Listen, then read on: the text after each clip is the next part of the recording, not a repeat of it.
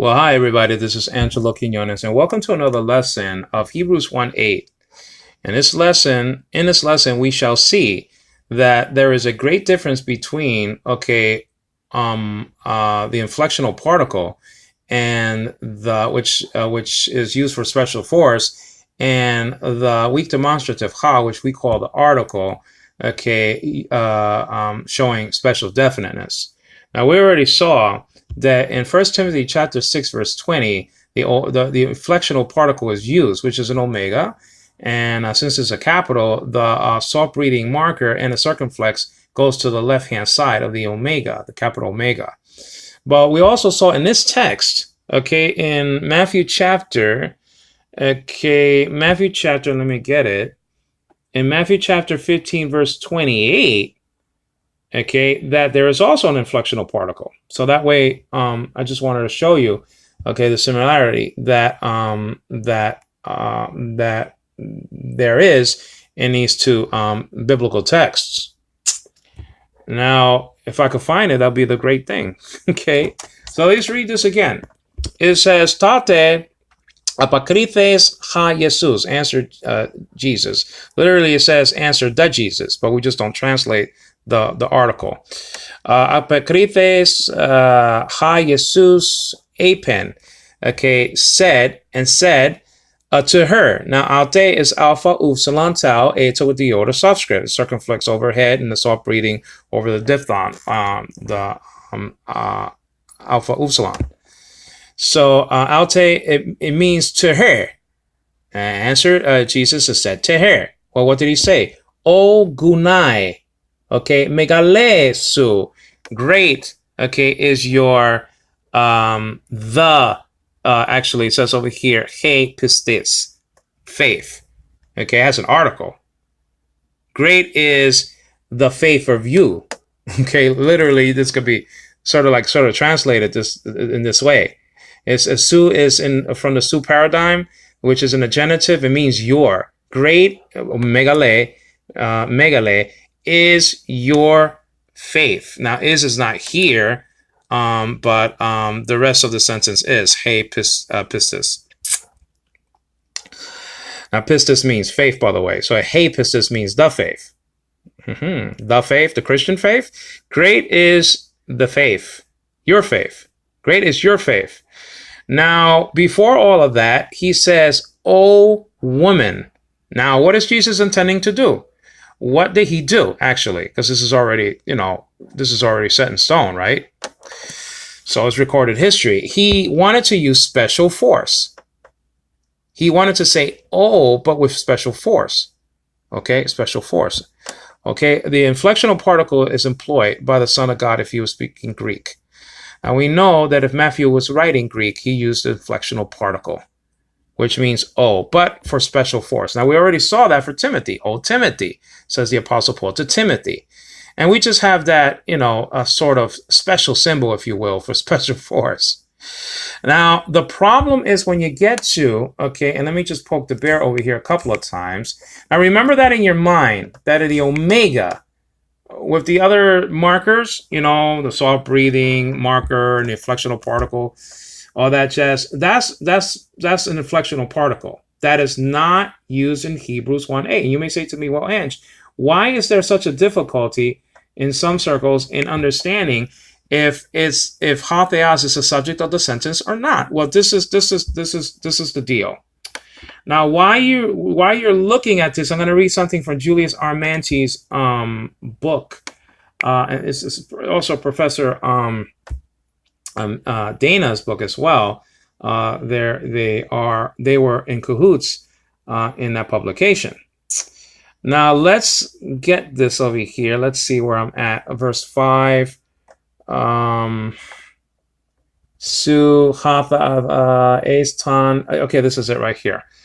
So what I'm gonna do, I'm just gonna leave that right there, and let's open up a manual grammar of the Greek New Testament by Professor Julius Armanti and Professor Dana. This was published way back in the 1950s, and I understand that punctiliar changed and other things have changed. I understand that, but this is still the best. No one explains Greek or has things in order better than this manual. That's just my opinion. You can take it or leave it, but that's just me. Of course, there are other great Greek scholars. Dan Wallace, wonderful Greek scholar. William D. Mounce, wonderful Greek that kind of rivals this manual. Okay, basics of biblical Greek. Dan Wallace is beyond the basics, but anyway. And Carson's teachings on Greek and stuff like that. But anyway, I mean, you know. So let's check out page, I think it's on page 61. Let's check this out here. Let me see. It's either 61 or 71. So let's just see here for a second here. No, it's on page 71, actually. The vocative. Let's check this out. Now, on page 71, it has an exclamation of the vocative. Okay. Now, subsection 84, it says over here, the vocative has but a single use, says Julius Armanti, and that is as the case of direct address. Okay, when somebody's speaking directly to somebody, okay? Okay, returning to the text. If indeed, now I'm not interested in this, but if indeed the vocative may properly be called a case. Okay, see below, and we're not going to do that. When address is intended, now check this out, when address is intended to carry special force, the inflectional particle, and that's what I've been showing you guys, but I've been showing you the capital form of that, but this is the small version of it.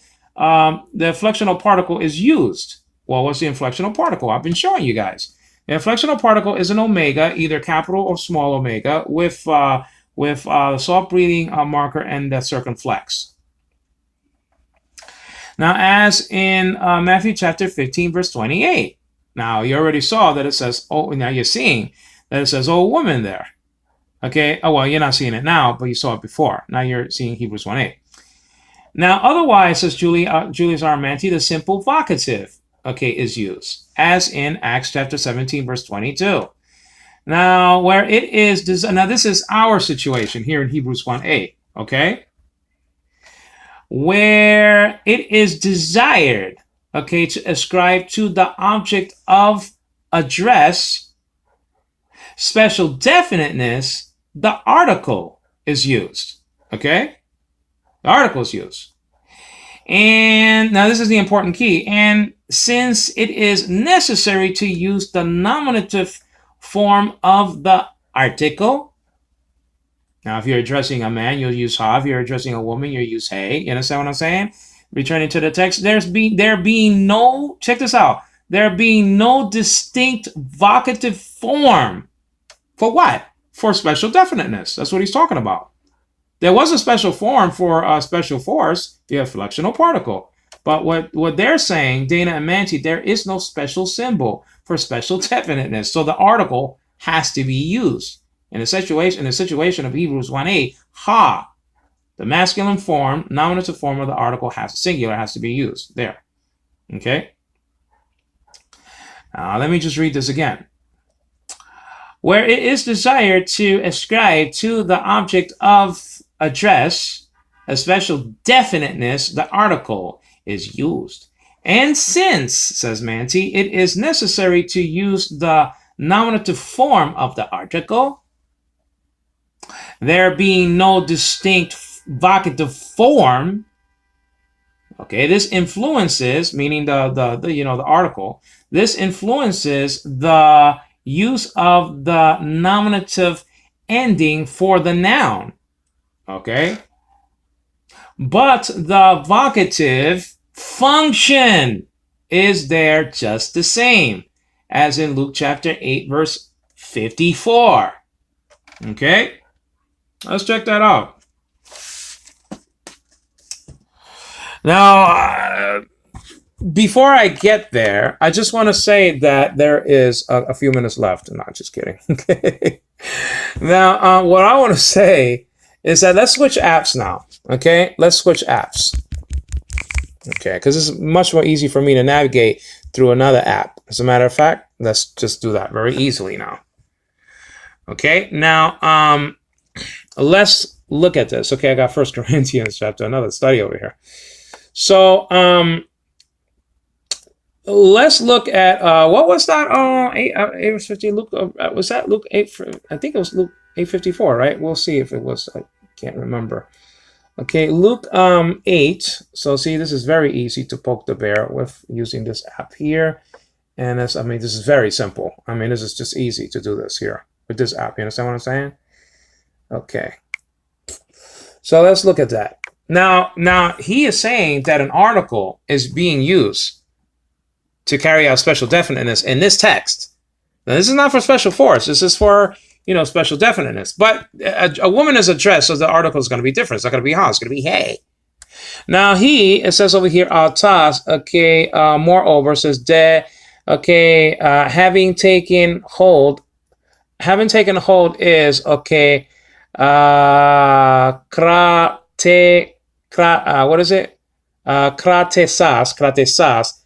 Kratesas, okay, of the taste, this is feminine now, cheras, hand, okay, and that's the singular article, so it's just one hand, okay, of her, altes, okay, and that's altes, of her, and that will be in the genitive, actually, genitive altes, okay, singular,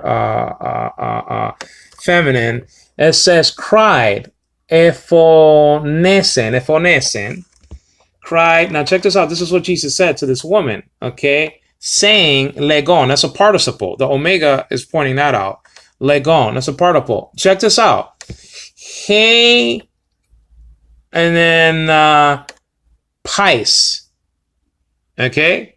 Hey, pais. I know it will be, what, like pes, if this is like in modern Greek, but we're not talking about that, okay? And it will be e, but we're not talking about that either, okay? Hey, pais. You see that? You see that it does not have the inflectional particle, the omega here for o, child.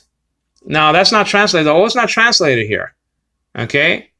But it can be translated. It can be translated into o child, okay? You understand? So this is what Julius Arimanti. Listen, this is what Julius Arimanti is talking about.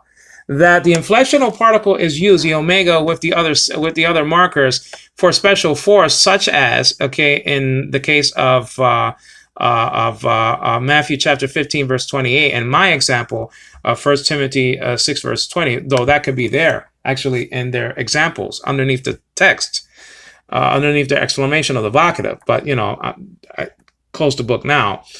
And so the hey is used because this is a woman, this is a girl, this is a child. Not a woman, is a child, but you know what I mean. She's female. So the hey is used. It's not gonna be ha. You understand what I'm saying? It's not gonna be ha, it's gonna be hey. Now, this is a good example that this is a nominative case construction. Okay, but it's vocative, is functioning as a vocative. Okay, the hey symbol, the hey article here is nominative. You understand what I'm saying? It's not. If you look at the lexical form of the word child is nominative, pais. Okay, so when you go to Hebrews, and let's poke the bear here in the few seconds that we have left on the screen. Okay, and we have like about maybe a minute. When we go to Hebrews, okay, when we look at Hebrews, and let's go to Hebrews, okay, here, okay, Hebrews, okay, 1, I'll leave 1 there, and I'll go to 8 very quickly on this app. This app is a piece of cake, When you look at the construction, okay, pros de tan huyan, first of all, tan huyan is in the case of the case construction. This is pointing out, okay, a limitation, that he's addressing the Son only as, oh God, him and none other, is a limiting case, just like the genitive, but limiting as to extent. Okay, so tan huyan is there. It says ha tranas, okay, su ha theas, which is the subject of the sentence. Is the throne the subject of the sentence, or is, okay, God the subject of the sentence? Okay, we'll look at that in our next study. This is Angelo Quinones giving the Glaude to the God of Yisrael, the God of Abraham, Isaac, and Jacob. God is not the God of the dead, but of the living. Thank you.